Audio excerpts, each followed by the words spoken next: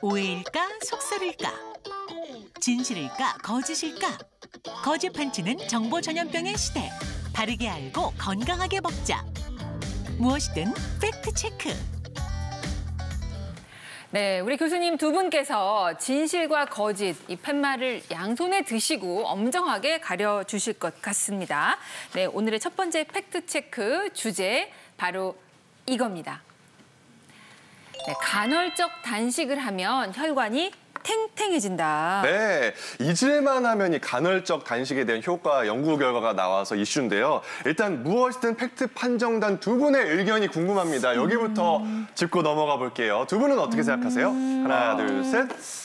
자, 잠시 망설였습니다. 네. 통했네요. 예. 아니 저는 사실 반강제적 간헐적 단식을 하며 살고 네. 있어요. 반강제적으로요? 네, 반강제적으로. 예를 들어 저녁 늦게 공연이나 행사가 있으면 제가 그때까지 쭉 못 먹고 단식의 시간이 이렇게 이어지다가 또 끝나면은 먹고 또 이렇게 하고 있는데 뭔가 이렇게 몸에 독소가 쫙 빠지는 것 같고 그러면서 얼도 같이 빠지는 것 같기도 하지만 그래도 약간 뭔가 가벼워지는 듯한 그런 느낌이 있거든요. 혈관이 좋아지는 게 아닐까요? 다 간헐적 단식 다 한 번쯤 해보셨지 않습니까? 하루에 한 끼 먹던가 아니면 아예 안 먹던가. 그래서 독소가 빠졌다, 살이 빠졌다, 뱃살 그대로 있고 머리가 좀 빠지더라고요. 아이고 왜 우리 다 얼 빠지고 머리 빠지냐. 근데 혈관은 탱탱해지지 않을까요? 전 진실 같습니다. 갑자기 두 분의 논리가 좀 와닿지 않는 느낌이 들어요. 얼이 빠지고 머리카락이 빠지고. 네, 자, 이 팩트체크 들어가도록 하겠습니다. 간헐적 단식을 하면 혈관이 탱탱해진다. 두 분 교수님, 진실과 거짓 가려주시죠. 하나, 둘, 셋. 거짓이군요. 의견 일치가 됐네요. 네, 거짓입니다. 간헐적 단식도 정말 수십 년 동안 나왔다가 들어갔다 나왔다 들어갔다 그렇게 하고 있는 거죠. 그래서 미국 심장협회에서는요. 정말 한꺼번에 많이 몰아서 먹는 게 좋은 건지 아니면 조금씩 나누어서 먹는 건지에 대해서 잠정적인 결론을 권유를 하고 있는데요. 무엇보다도 간헐적 단식을 하시기에 보면은 이게 대부분은 또 어떤 분에서는 간헐적 단식을 하다가 간헐적 폭식으로 가시는 분도 있고 또 그러다 보니까 어떤 영양소는 너무 많고 어떤 영양소는 영양 결핍으로 연결될 수 있는 그런 위험도 있습니다. 그래서 미국 심장협회에서는 우리가 한꺼번에 이렇게 많이 몰아서 먹는 것보다는 조금씩 나눠서 먹는 게 혈압, 혈당, 콜레스테롤 같은 대사 질환의 관리에도 좋고 비만 예방에도 좋다고 결론을 내리고 있습니다. 그래서 여기서 주의해야 될 게 있는데요. 자주 나눠서 먹으라 그러니까 자주 많이 먹어도 된다고 생각하는데 그건 절대로 아니고요.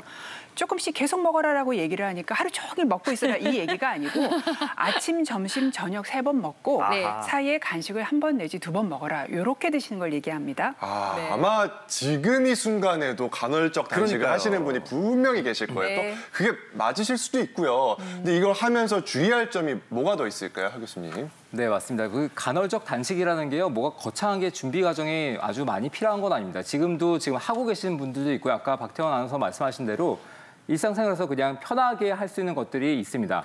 뭐 제가 한 가지 팁을 드리자면요, 제 환자분들한테 뭐 혈당 조절을 좀 원활하게 하거나 아니면은 체중 조절을 원하시는 분들한테는 꼭 한 가지 팁을 드립니다. 이게 근데 좀 어려울 수도 있고요, 그냥 간단할 수도 있습니다. 바로 저녁 7시 이후에는 아무것도 안 드시는 거죠.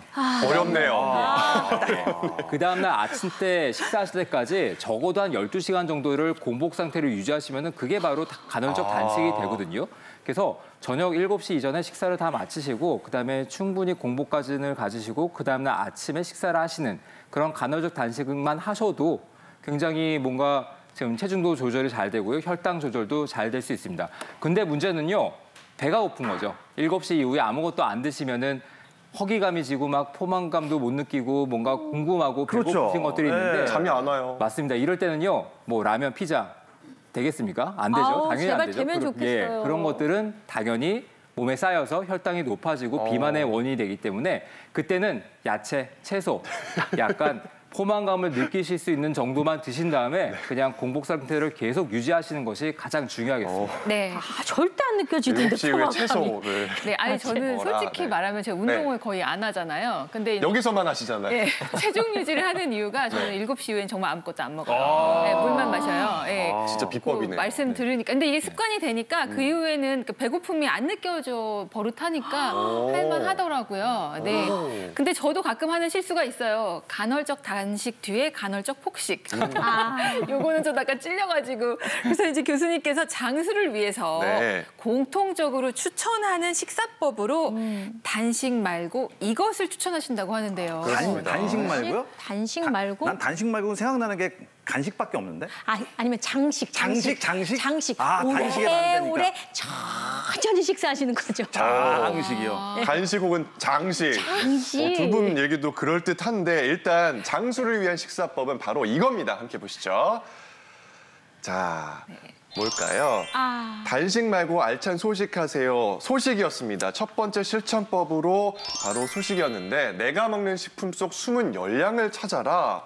이거는 무슨 얘기인가요? 소식을 위해서 열량을 알아야 되는 건가요? 이제 대부분 다이어트 하신다고 영양소가 풍부한 삼시세끼 식사는 줄이십니다. 줄이시고 난 다음에 특히 젊은 여성분들은 거기에 크림이 막 올려져 있는 달달한 커피를 한 잔 드시거든요. 네, 때에 따라 그렇죠. 때에 그렇게 따라 되면은, 드시죠.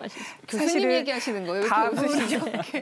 제 생활을 보신 줄 알았네. 우리가 절약한 칼로리보다 이 커피로 들어온 칼로리가 훨씬 높기 때문에 다이어트를 진행하면 진행할수록 살이 굉장히 찝니다. 그래서 다이어트를 할 때 식사 원칙이 첫 번째는요. 내가 먹는 음식 중에서 칼로리는 굉장히 높은데 영양소는 적은 음식 그거부터 줄이셔야 되니까 사실은 달달한 음료수라던가 아니면 쌀가루, 밀가루 음식으로 만든 간식들을 줄여야 되고 또 이렇게 저녁 이후에 먹는 치맥 이런 게 대표적으로 우리가 줄여야 될 칼로리입니다. 네, 장수를 위한 알찬 소식. 지금 첫 번째로 소식 배워봤는데요. 네. 그 다음은 뭘까요? 보도록 하겠습니다. 네, 20번 이상 네? 씹고 20분 이상 식사하라. 입니다. 오, 장식 맞네요. 장식이네요, 장식. 네, 장식. 그거야말로 장식인 것 같은데. 아니 밥 한 숟갈을 20번 씹을 수 있어요. 식사를 20분 동안? 보통 한 5분이면 끝나지 않나요? 아니 보통 20번이 뭐예요? 이렇게 맛있는 음식 있으면은 먹고 있는데 젓가락 가 있잖아요. 그 아이, 반찬에. 그럼요. 이게 너무너무 어려운 건데 아니 우리 박현아 교수님은 20분 이상, 20번 이상 씹어서 식사하세요?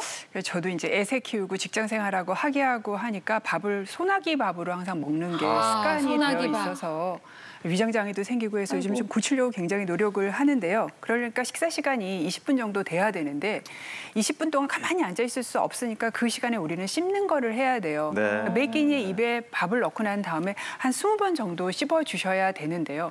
문제는 너무 가공도가 높은 부드러운 식품을 드시면 느끼셨겠지만 씹지 않아도 저절로 넘어갑니다. 그렇죠. 녹죠. 네. 녹아요. 그래서 20번을 씹을 수가 없어요. 네. 20번을 씹으려면 어느 정도 식감이 있는 그러니까 섬유소가 좀 들어간 거친 음식을 드셔주셔야 20번 씹을 게 남아 있거든요.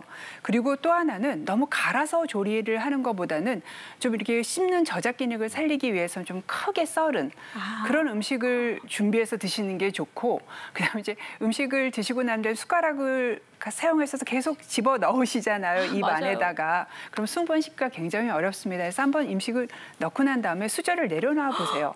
그리고 20번을 한번 핸드폰 보지 말고 씹어보세요. 그러면 그때 느껴지는 게 음식의 리얼한 진짜 맛이 느껴집니다. 그래서 좀 싱겁게 드시면 더 잘 느끼실 수 있습니다. 네. 제가 칼질을 못하는 게 네. 되게 고민이었는데 다행이네요. 잘게 못 따지거든요. 큼직큼직하게 예. 썰어서 싱겁게. 그리고 오래 씹으면 좋은 게 얼굴 근육 운동도 돼요. 저도 굉장히 오래 씹어 먹는 편인데 거기에 도움이 되더라고요. 그럼 이런 얼굴선이 나오는 거예요. 유정하신데 그냥. 장수를 위한 소식법 마지막은 바로 이겁니다.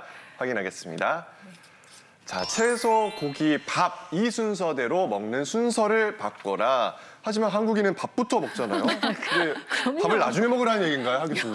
네, 맞습니다. 예, 제가 근데 제일 중요하게 생각하는 식사법 중에 하나거든요. 밥을 가장 마지막에 드시는 이유는 지금 제가 말씀드리겠습니다. 저희 어르신들 보시면은 이제 막 밥 안 드시면요 허기지고 뭔가 허전하고 식사 안 하신 것 같고 막 그런 느낌이 드셔서 네. 공복감을 느끼면은 밥을 굉장히 먼저 빨리 많이 드시는 경우들이 있습니다. 그렇게 되면요 비록 공복감은 채워지고 포만감을 느끼시겠지만 그게 다 바로 혈당을 올리고 비만의 주범이 되기 쉽습니다.